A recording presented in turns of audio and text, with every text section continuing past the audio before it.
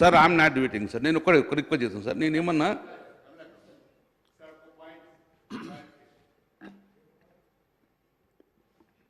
అధ్యక్ష, నేను గౌరవ ముఖ్యమంత్రి గారిని, అదేవిధంగా లెజిస్లేటివ్ అఫేర్స్ మినిస్టర్ గారిని, మా సోదరుడు ప్రభాకర్ గారిని కూడా ఒక విషయంలో clarity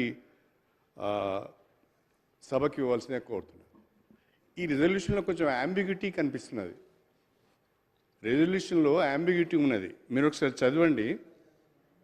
that this house resolves to take up A comprehensive door to door house hold survey అని దీంట్లో ఇచ్చారు. అంటే ఇట్స్ నథింగ్ బట్ సమగ్ర కుటుంబ సర్వే. మళ్ళీ మీరేం మాట్లాడుతున్నారు? బలహీన వర్గాల సర్వే అంటున్నారు. నాకు కావాల్సింది ఏంటంటే, మీరు సమగ్ర కుటుంబ సర్వే చేస్తున్నారా, బీసీ కులగణన చేస్తున్నారా? అది క్లారిటీ దీంట్లో లోపించిందని నేను అనుకుంటున్నా. అదొకటి చేయండి. ఒకవేళ ఇది సమగ్ర కుటుంబ సర్వేనే అయితే 2015లో ఆల్రెడీ సమగ్ర కుటుంబ సర్వే చేసినాం మనం. దానికి భిన్నంగా ఏమైనా చేస్తున్నారా? ప్లీజ్ ఇది క్లారిఫై చేయండి. అధ్యక్ష, సరే, గౌరవ సీనియర్ సభ్యులు అడిగినటువంటి విధంగా మా జవాబులు అన్నీ చెప్తాం. మీరు కన్ఫ్యూజ్ కాకండి. తప్పకుండా క్లారిటీ ఉంది గవర్నమెంట్ దగ్గర.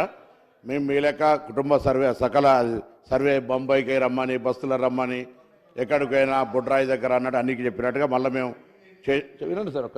మీరు చెప్పినప్పుడు విన్నా కదా, మళ్ళీ మీరు ఇంత సీనియర్ సభ్యులుగా మీరు అట్లా మీకుండే కన్ఫ్యూజన్స్ అన్నీ తీసే బాధ్యత మాది. గౌరవ సభ్యులు కూడా, మాజీ మంత్రి గారు పాపం 10 ఏళ్ళుగా మంత్రిగా ఉండి, ఎమ్మెల్యేగా ఉండి, బలహీన వర్గాల గొంతు వినిపించలేకపోయింది కాబట్టి అప్పుడు చెప్పలేకపోయినా ఇప్పుడు చెప్తుండొచ్చు. ఏం చెప్పినా పర్లే, ఎవరేం చెప్పినా వింటాం, జవాబు చెప్తాం. మా ప్రభుత్వం అన్ని రాసుకుంటున్నా సార్. మీరు బరాబర్ రాసుకుంటున్నా, ప్రతి జవాబు చెప్తా. అదేం పర్వాలేదు, జవాబు చెప్తా. మా ప్రభుత్వం రెడీగా ఉంది, చిత్తశుద్ధితో ఉన్నది. మీరేమైనా సలహాలు చెప్పారు, పాత మేనిఫెస్టోలకు సంబంధించిన చెప్తే దానికి సపరేట్ చర్చ చేయండి. దానికి సంబంధించి ఒక సమయం అడగండి, షార్ట్ డిస్కషన్ నోటికి అని అది చేయండి. ఇలా సర్వేకి సంబంధించి మీరేం సజెషన్ చేసుకున్నారో, ఇక మీరు 10 ఏళ్ళ ప్రభుత్వం నియంత్రిత ప్రభుత్వంలో మీరు ఏం చెప్పలేకపోయారు కాబట్టి ఏం ఇప్పుడే అన్ని చెప్పుకుంటాం నడవదు. అదే వినండి సార్. శ్రీహరి గారు సార్, నేను క్లారిటీ మాత్రమే అడిగాను సార్. అది ఆ క్లారిటీ చెప్పకుండా మిగతా విషయాలన్నీ మాట్లాడితే రాజకీయంగా అవకాశం ఇస్తే రాజకీయంగా మేము కూడా మాట్లాడతాం సార్. ఇది పద్ధతి కాదు ఇది. ఎందుకంటే నేను ఈ మాట ఎందుకంటే చీఫ్ మినిస్టర్గా, హానరబుల్ చీఫ్ మినిస్టర్ గారు ఉన్నారు, ఎన్లైటన్ చేస్తారనే ఉద్దేశంతో అడిగాను తప్ప మిమ్మల్ని విమర్శించాలనే ఆలోచన అది కాదు. అది ఎన్లైటన్ చేయకుండా మీరు రాజకీయ ఉపన్యాసం చెప్తే ఎట్లాంటిది? అరే ఏ జవాబేంది? చిన్న ఇష్యూ ఇది. ఒక